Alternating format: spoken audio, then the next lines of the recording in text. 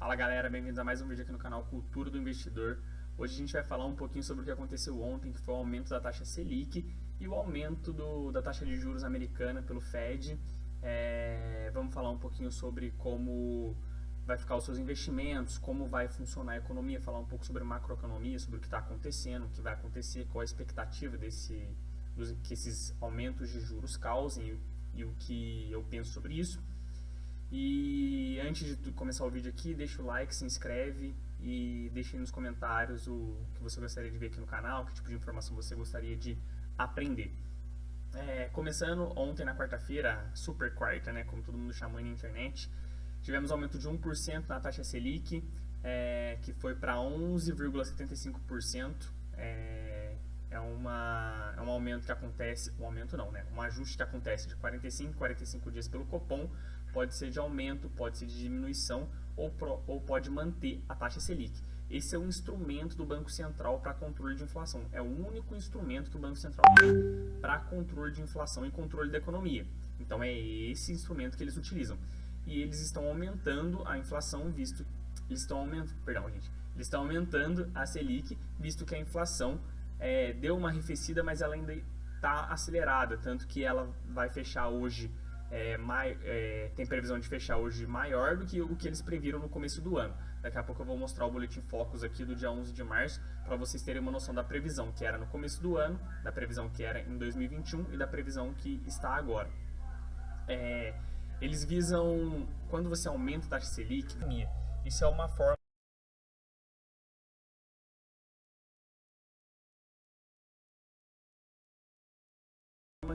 de arrefecer a inflação, mas isso provavelmente não pode ter um efeito tão funcional como eles estão esperando. Isso acontece quando a oferta de demanda está muito alta, ou seja, quando a busca por produtos e serviços são muito altas em relação à oferta. Mas não é o que está acontecendo, as pessoas hoje estão sem dinheiro, diferente do que aconteceu o ano passado. O ano passado, em 2020, havia muita liquidez no sistema, tanto aqui quanto nos Estados Unidos, que a gente já vai falar um pouquinho daqui a pouco. Havia muita liquidez, ou seja, muito dinheiro na mão das pessoas. E com a pandemia, houve muito dinheiro na mão das pessoas e pouca oferta de produto. Então aconteceu o pior dos cenários. Muitas pessoas querendo consumir, o dinheiro na mão das pessoas, que eu falo, no caso, tirando aquelas empresas que quebraram, porque muita gente quebrou durante a pandemia, mas houve muita liquidez no mercado, porque os governos, no geral, tanto brasileiro, americano, os governos europeus, eles injetaram muito dinheiro na economia, botaram muito dinheiro na mão das pessoas. E isso que acabou trazendo essa liquidez para o mercado, além de baixarem a taxa de juros, como aconteceu no país, aqui no Brasil, que foi a 2%. Isso facilita o crédito e as pessoas pegam crédito para construir casa, para consumir, para até abrir o seu negócio, por exemplo. Mas numa pandemia acaba sendo mais difícil isso acontecer. Voltando ao que eu estava falando, só que esse ano a gente não está tendo um problema de oferta a gente está tendo um problema de demanda, a gente está tendo um problema de oferta, ou seja, os produtos estão mais escassos, sejam os combustíveis, por exemplo, vide guerra, vide alta da OPEP, a guerra está influenciando muito mesmo, o problema com as commodities, isso porque está faltando no mundo e no Brasil principalmente porque o dólar, a diferença cambial entre real e dólar, está favorável para quem exporta. Então, as pessoas que produzem alimento, elas preferem exportar essa produção do que vender no mercado interno, porque acaba sendo mais lucrativo se eles exportarem. Mas isso acaba atrapalhando um pouco, deixando mais caro o alimento interno. Uma forma de controlar isso seria não mexer em preço, isso daí não existe, essa coisa tipo de taxar preço ou congelar preço. O que os governos poderiam fazer, ainda mais como ele foi superavitário ano passado, arrecadou muito mais do que esperava, ele pode diminuir impostos sobre alimentos, sobre combustível, por exemplo, não zerar imposto, porque eu entendo que a máquina pública ela necessita de um capital para funcionar e para manter também os serviços básicos, como saúde, educação, segurança. mas tentar dar uma diminuída, dar uma controlada nos impostos, já que o ano passado, como a inflação foi alta, eles acabam arrecadando mais e repassam só no ano seguinte. Então eles um ano inteiro arrecadaram mais imposto e só esse ano que eles dão um aumento para o funcionário, os aumentos que eles teriam de custo ao longo do ano passado. Então, eles poderiam diminuir imposto e poderiam diminuir, por exemplo, o imposto sobre importação, onde empresas de outros países poderiam vender para o país alimento, por exemplo. Isso ajudaria a combater esse aumento de preço, porque o produtor interno ele estaria competindo também com o produtor externo, mas o que acontece no Brasil é um meio liberalismo, porque a gente tem essa coisa assim, é aquele vai não vai. Então o produtor interno ele exporta e o que sobra ele vende aqui a um preço que é igual lá de fora. Só que se tivesse concorrência externa, seria um produto externo concorrendo com o produtor interno. Então, para ele não perder o mercado interno, ele teria que diminuir margem, competição, aumentar a competição, é simples, o livre comércio. E isso daria uma controlada nos preços. Não é tão simples assim dizer que isso funcionaria, mas é uma hipótese, pode ser algo que dê certo.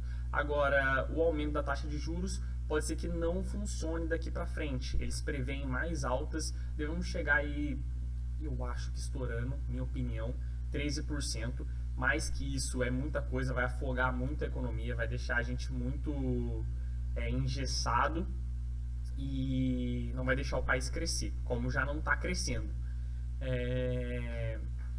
Mas é isso, com relação a isso não tem muito o que fazer, é o único instrumento do Banco Central e é o que eles podem fazer no momento, é aumentar a taxa Selic. Isso também controla um pouco o câmbio porque acaba trazendo capital estrangeiro para dentro. Eles poderiam, ao invés de aumentar, manter por um tempo essa taxa mais alta, ao invés de ficar aumentando, e ver que efeitos isso vai trazer para a economia, se a inflação vai responder da forma como eles esperam. Com relação ao Fed, é o mesmo problema do Brasil. Os Estados Unidos enfrentam uma crise inflacionária que, como a gente está vendo aqui no Brasil, isso não é só aqui, é no mundo inteiro. Principalmente por causa da alta dos combustíveis e problema de oferta e excesso de liquidez nos anos 2019, 20, 21. Então isso acabou gerando uma inflação muito grande e agora eles precisam usar um instrumento que eles têm, que também é a taxa de juros. Eles aumentaram 0,25%, ficando entre a taxa de 0,25% e 0,5%. Parece nada, mas para uma moeda como o dólar, que é uma moeda extremamente segura, uma reserva de valor para muitas pessoas, muita gente acredita que só comprar dólar já é o suficiente para você se proteger. E muitas vezes é mesmo, com relação às moedas ao redor do mundo, porque o dólar é a cotação mundial, onde todos os produtos, todos os serviços, as transações do mundo globalizado são feitas. Então ele acaba sendo uma reserva. E com uma pequena taxa de juros, isso acaba atraindo capital para os Estados Unidos.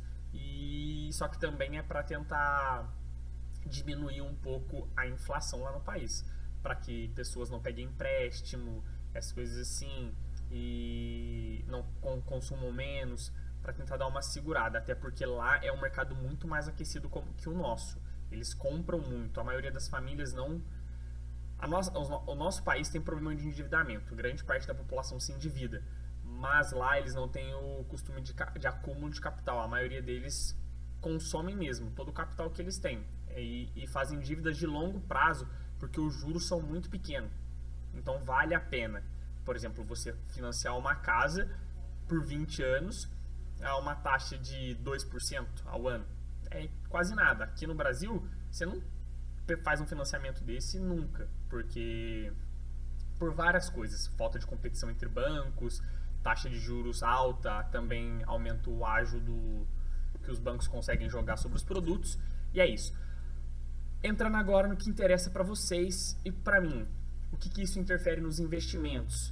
Então, tem que ter renda fixa, entendeu? Para esses momentos, você tem que investir em renda fixa, mas eu não vou falar para você botar todo o seu dinheiro em renda fixa e ficar transitando de um lugar para o outro, assim como as pessoas fazem. Porra, lá em 2020, quando a taxa Selic estava 2%, veio todo mundo que vem investir em renda fixa para renda variável. Porra, agora a renda fixa não dá nada, vamos para renda variável. Agora que a taxa Selic está 11%, é o caminho inverso. Todo mundo tá vindo aqui, agora bolsa e fundos imobiliários não dá nada, vamos para renda fixa. Porra, tá pagando 11% ao ano. É 11% ao ano, é taxa básica de juros, mas você não está investindo em ativos reais. Vamos pensar numa lógica aqui comigo. Eu vou abrir aqui o documento do Copom para vocês darem uma olhadinha na inflação. Aqui, como vocês podem ver, a inflação projetada para 2022 é de 6,45%. E há 4 semanas ela era de 5,50%. Você acha que isso aqui vai se concretizar? Eu acredito que não. Vamos chegar muito perto dos 9%, 10%. É mais ou menos o que aconteceu ano passado. Acho que vamos bater nessa casa aí de novo. E como que você tem que pensar? Qual que deve ser o seu racional? Voltando aqui. Se você investe em um ativo real, por exemplo, um fundo imobiliário de tijolo, que é um imóvel, você tem que entender que o imóvel vai te proteger da inflação. Ele vai te proteger da inflação. Pode ser que o ajuste não seja agora, até porque o ajuste do patrimônio do fundo imobiliário é uma vez ao ano que acontece. Então, uma vez ao ano, ele dá um ajuste lá e vê o quanto que o imóvel está valendo, que é o ativo que você está comprando. Além disso, tem muitos fundos imobiliários sendo negociados abaixo do valor patrimonial. Ou seja, se o imóvel que eles têm vale 100 mil reais, não é o caso, vale milhões. Mas um exemplo simples, vale 100 mil reais, tem fundo imobiliário sendo negociado a 85 mil reais. Você paga 85 mil por um imóvel que vale 100 mil e que provavelmente vai ter um reajuste de acordo com a inflação, que seja de 10%, entendeu? Que é o que a gente está esperando aqui, que eu acabei de falar que pode ser o que aconteça. Então vai para 110 mil, então você está comprando com super desconto e ainda te paga um aluguel, ou seja, um dividendo de 6, 7, 8%, dependendo do fundo imobiliário. Isso para fundos mais conservadores e mais seguros, teoricamente, alguns com as melhores administradoras do país. Isso é uma renda líquida, uma renda que você pode utilizar sem medo. Agora, a taxa Selic, se você botar tudo lá, se você botar tudo num Tesouro Selic, num CDI, num CDB 100% do CDI, que é a taxa que acompanha junto à Selic, você vai estar deixando lá, vai ganhar 11% ao ano, mas se a inflação for 10%. Ela está registrada lá no Copom, eles têm uma expectativa de 6,45%. E se a inflação for 10%? Você vai ter um rendimento do que? De 1,75%, 2%, 3%? É isso, é o rendimento real que você vai ter. É isso que você poderia usar, teoricamente. Você não pode usar mais que isso, porque senão você vai estar comendo o seu capital. Você não vai estar usando a valorização real dele. Você vai estar usando a valorização mais inflação. Então, isso não bate, entendeu? Então, a gente não pode ficar comparando renda variável com renda fixa dessa forma, principalmente fundos imobiliários com CDB. Agora, que você tem que ter uma parte do seu capital em CDB, em Tesouro Selic, em IPCA, por exemplo, você tem que ter, estabelece lá. Isso para você que já tem uma carteira mais diversificada. Para você que está começando, esquece, é Tesouro Selic, CDB 100% CDI, acumula aí um bom capital, faz a sua reserva de emergência, depois começa a alocar em ativos de renda variável, aos poucos, para você entender como funciona a lógica e como funciona a oscilação do mercado, para você ter estômago e ir acostumando com isso. Por exemplo, você compra uma empresa, agora falando de ações. As empresas, elas repassam a inflação para o consumidor. Se eu sou uma empresa aqui, eu sou o Itaú, e eu cobro, sei lá, 20 reais por um serviço. Seja um serviço que não seja substitutível por uma fintech, por exemplo. Um serviço que só eu tenho ou que só os bancões têm. Eu cobro 20 reais por ele. Se a inflação for a 10%, no ano seguinte, ou até mesmo antes, eu subo lá para 22, 23, 24 reais o meu serviço.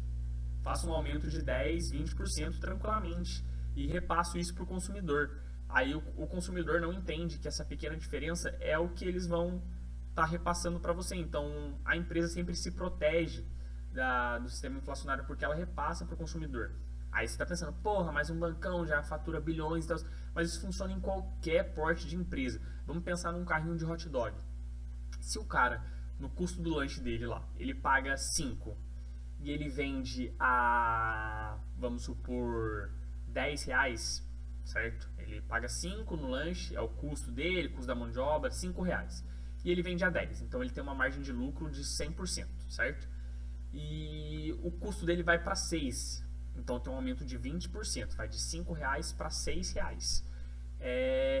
Ele vai continuar com a margem dele, ele vai subir o lanche dele de 10 para 12, é simples. E ele vai repassar para você, consumidor, a inflação. Por isso que investir em empresas é tão seguro.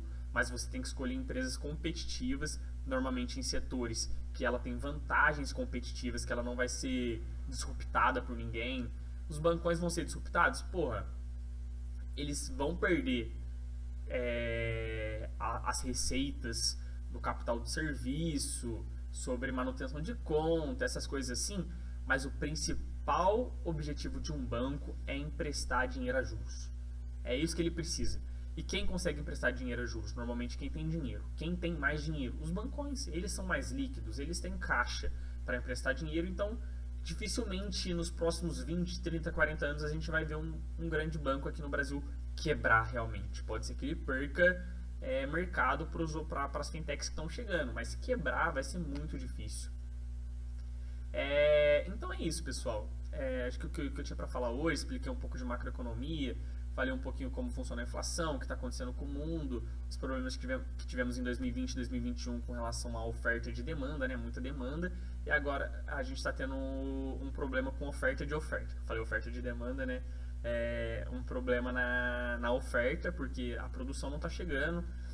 A gente também não pode esquecer que em 2020 a China ficou fechada 3 meses, deu um problema na demanda grande, quer dizer, na oferta grande, porque a demanda se manteve, a China ficou fechada 3 meses e não conseguiu produzir.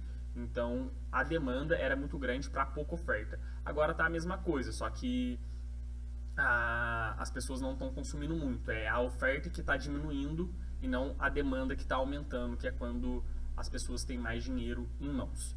Era isso que eu tinha para falar para vocês hoje.